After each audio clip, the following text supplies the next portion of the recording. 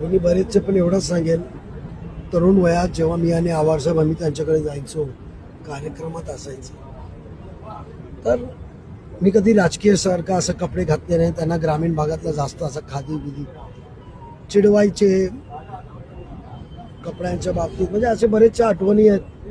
पण एवढंच सांगेल की रात्री बेरात्री जेव्हा जेव्हा मला राजकीय गरज होती, व्यक्तिगतरित्या गरज होती किंवा एक आधार होता, तो आधार दादाने दिलेला आहे. एकच आवर्जून सांगेल की माणसाच्या एक कार्यकर्त्यावर प्रेम किती करावं. बघायला गेले तर आम्ही राजकीय काम करतो, क्षेत्र आमचा ठाणे जिल्हा, इथे राष्ट्रवादीचं काय जास्त शिल्लक नाहीये. इथे आमचा काय रस्त्याचा एवढा काय कार्यकर्त्याकडे लक्ष घालायचं.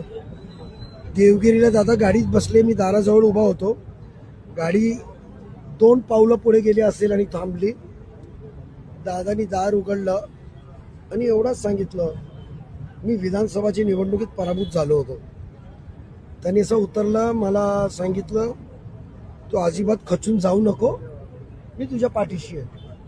म्हणजे एक कार्यकर्त्याला संधी दिली आहे, तो संधीमध्ये आपल्याला यश आला नाही आला, पण नक्कीच त्या कार्यकर्त्याची काळजी घ्यायला पाहिजे आपण. म्हणजे ती एक त्यांच्याकडचा जो एक प्रेमळ स्वभाव होता आणि एक आपुलकी होती, ती मला वाटत नाही ती पोळकी आम्ही भरू कोणीच काढू शकत नाही. आमची शेवटची मंत्रालयाची भेट होती तुमची. हा शेवटचा तो व्हिडिओ माझा सुईसहायकांनी काढला आणि तो पोस्ट केला.